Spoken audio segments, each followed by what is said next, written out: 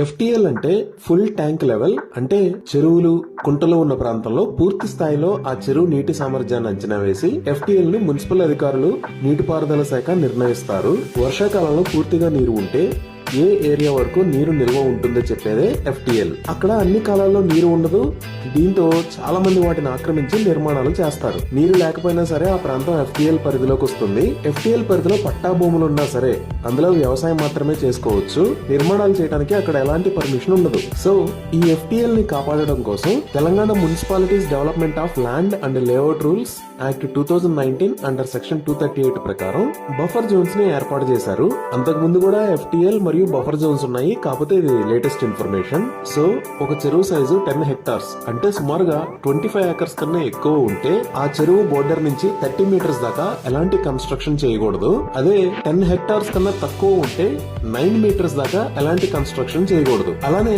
10 metres width ఉన్న నాలా ఉంటే ఆ నాలాకి ఇరుపక్కల 9 మీటర్స్ దాకా బఫర్ జోన్ ఉంటుంది, అక్కడ ఎలాంటి కన్స్ట్రక్షన్ చేయకూడదు. అదే 10 మీటర్స్ లోపు విడ్త్ ఉన్న నాలా ఉంటే బఫర్ జోన్ అనేది 2 మీటర్స్ దాకా ఉంటుంది. అలానే ఏమైనా నదులు ఉంటే ఈ నదులకి 15 మీటర్స్ దాకా రెండు పక్కల బఫర్ జోన్ ఉంటుంది.